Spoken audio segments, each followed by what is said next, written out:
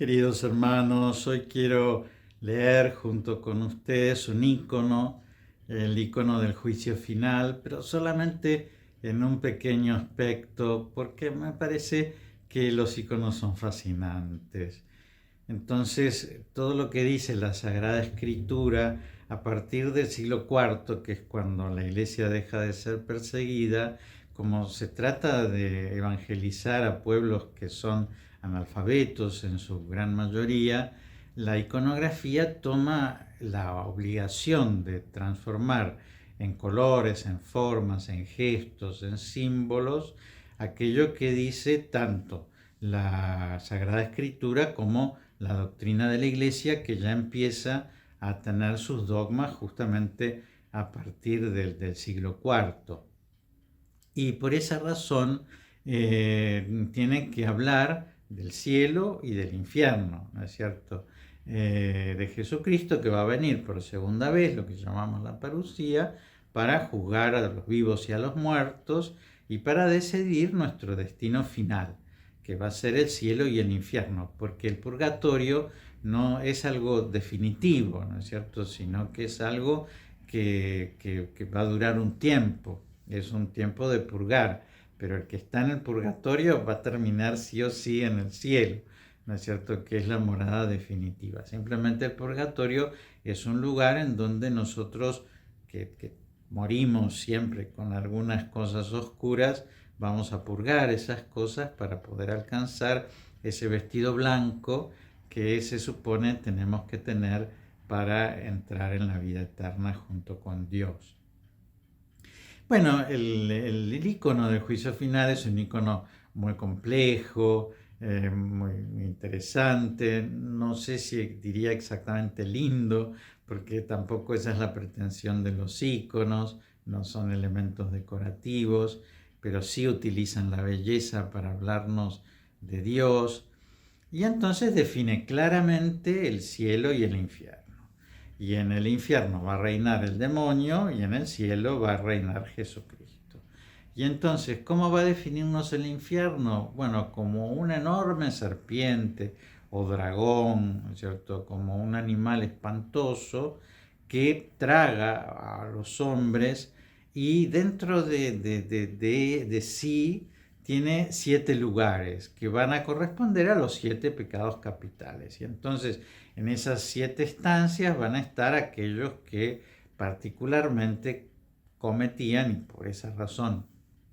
van al infierno, los 7 pecados capitales. ¿Y cómo va a definirnos el cielo? Bueno, en un lugar en donde reina Jesucristo, que tiene siempre a su derecha a la Virgen y a su izquierda a San Juan el Bautista, y que está por encima, ¿no es cierto?, de esta realidad baja, terrible, ¿no es cierto?, del demonio, y que está rodeado por una cantidad de coros, de ángeles, de santos, de patriarcas, de profetas, de los apóstoles, que van a ir apareciendo en sus distintas simbologías para que nosotros sepamos que incluso ocupa más lugar, tiene más personajes, es decir, que hay evidentemente un triunfo del bien sobre el mal. No es que al final la mitad se los lleva el demonio y la mitad se los queda Jesucristo, porque si no, imagínense, ¿no es cierto? El demonio estaría jugando cartas a la par con Jesucristo y Jesucristo es el Hijo de Dios y el demonio, por terrible que sea, no deja de ser un ángel, una criatura, y que subsiste porque Dios no quiere aniquilarlo, porque el demonio no lo ama a Dios, pero Dios sigue amando al demonio y por eso no lo aniquila. Bueno, fíjense que es simpática estos coros, porque van a ver que los monjes tienen alas, porque según la tradición oriental, los monjes que viven una vida muy austera, muy ascética, muy cercana a Dios, que han dejado todo para servirlo totalmente, van a ser aquellos que ocupen el lugar que dejaron libre los ángeles caídos. Entonces aquellos ángeles que siguieron al demonio dejaron como un espacio, por decirles, en la vida eterna, que va a ser ocupada por estos hombres que viven una vida angelical, y por eso es como que si en el cielo se les proveyera de alas, del símbolo de los ángeles, para que ellos ocupen este lugar. Y así van a aparecer los distintos hombres que han alcanzado la salvación. Pero fíjense que entre el cielo y el infierno hay una columna en la cual está atado un hombre que está desnudo. Y entonces, bueno, nos preguntamos qué significa ese hombre, ¿no?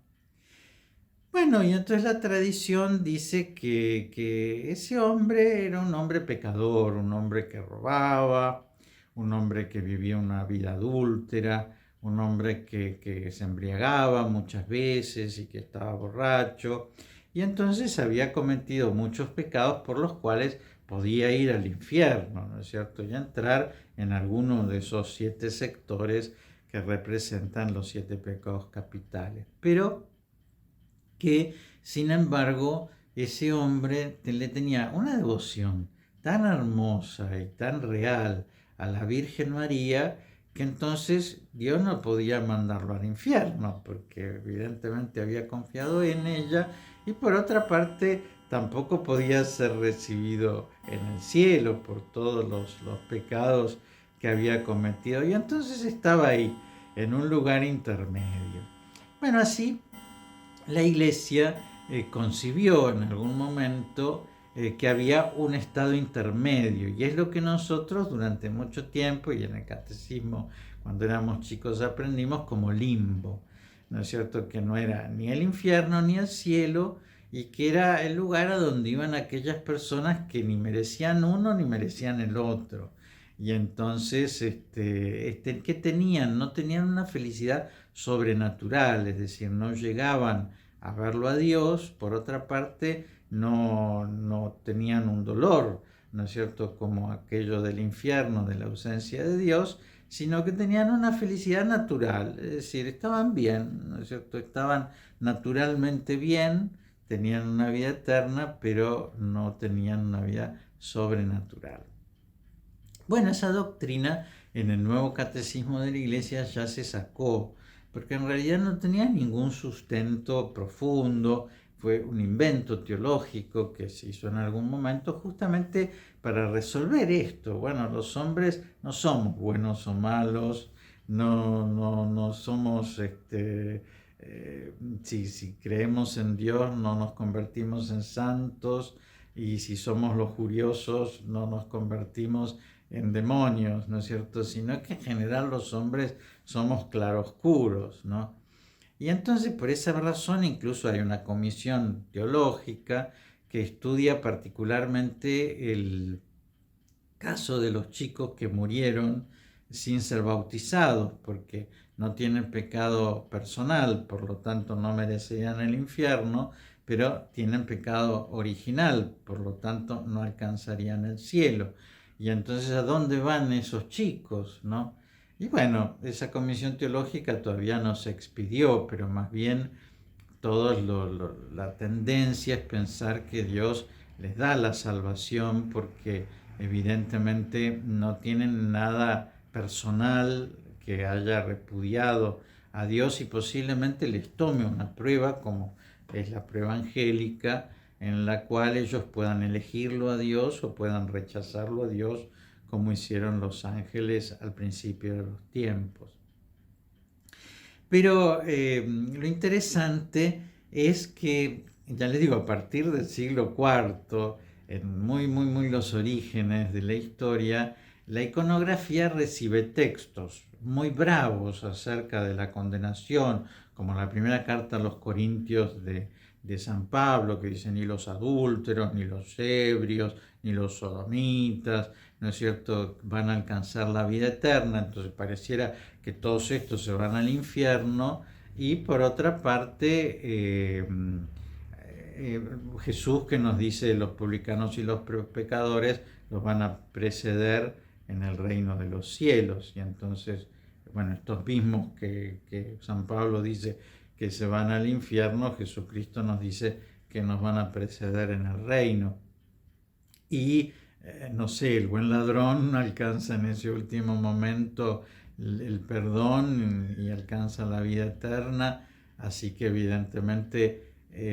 algunos ladrones hay en el cielo, ciertamente. Y la iglesia ha tenido un uso unánime, que es que siempre en su historia ha canonizado, pero nunca ha declarado que una persona está en el infierno haciendo uso de su magisterio infalible. Es decir, que la iglesia hace uso de su magisterio infalible para decir, esta persona está en el cielo y por lo tanto puede ser un modelo para nosotros y además un intercesor, porque está frente a Dios, puede pedir por nosotros. Pero nunca nos ha dicho, esta persona está en el infierno. Es decir, nunca ha habido canonizaciones al revés, ¿no es cierto?, diciendo que alguien está en el infierno, cuando además ha habido personas que han perseguido mucho a la iglesia, que le han hecho mucho daño a la iglesia y que han sido muy, muy hostiles, incluso que han muerto, ¿no es cierto?, sin arrepentirse de esas cosas. Pero sin embargo la iglesia nunca, nunca declaró tal persona está en el infierno. Bueno, nada, eso nos abre una pregunta, ¿no? Es decir, que nos plantea, ¿no es cierto?, esos dos lugares en el icono tan definidos, ¿no es cierto?, y ese intermedio que no sabemos dónde meterlo, ¿no? Y, y, y que bueno, lo sabremos en el momento en que tengamos nuestro juicio particular, lo reafirmaremos en el momento en que seamos testigos del juicio universal, pero evidentemente ya la iglesia en esa primera predicación, ¿no es cierto?, que hizo a través de los íconos, quiso mostrar que la interpretación de la Sagrada Escritura no es nunca con un texto, ¿no es cierto?, sino que es siempre a través de todo lo que nos dice, de la verdad completa que nos está planteando, porque evidentemente Jesús nos habla del infierno y tenemos que temer mucho y tenemos que pedirle a Dios mucho, mucho por nuestra salvación, ¿no? Y eso que hacemos en cada Ave María, ¿no?, que ruegue por nosotros ahora y en la hora de nuestra muerte, ¿no? Y hacerlo como ese hombre que está en la columna, ¿no?, que no lo mandan al infierno porque le tenía devoción a ella, ¿no? Pero, es decir, luchar, ¿no es cierto?, para alcanzar nuestra salvación y enseñar realmente a todos los hombres a temer el infierno, ¿no es cierto?, que es ni más ni menos la ausencia de Dios, ¿no?, el no estar con Él, la soledad, ¿no es cierto?, el encontrarnos con nuestro propio egoísmo, con nuestro propio vacío, pero confiar, no solamente para nosotros, sino para tantas personas, incluso para tantas personas que quizás no han vivido una vida muy santa, de que evidentemente no necesariamente por haber vivido esa vida desordenada tienen que irse al infierno, ¿no es cierto? Y que eso que le pasó al buen ladrón, que tuvo una última oportunidad minutos antes de morir, ¿no? Posiblemente lo tengamos todas las personas, ¿no?, donde Dios nos dé un último salvavidas, ¿no? A mí siempre me consuela que hay unas revelaciones privadas de Santa Gertrudis, en donde Santa Gertrudis le pregunta a Jesús, ¿y qué hiciste con Judas? Y entonces Jesús le responde, si el mundo supiera lo que hice con Judas, se abusaría de mi misericordia. Así que posiblemente Jesús no quiere contarnos algunas cosas que sean muy misericordiosas para que nosotros mantengamos este temor de no alcanzar esa vida eterna, que es lo único que tiene que importarnos en esta vida, porque es lo único que es definitivo. Bueno, aprovecho para dejarles la bendición, que Dios los bendiga y los proteja en el nombre del Padre y del Hijo y del Espíritu Santo.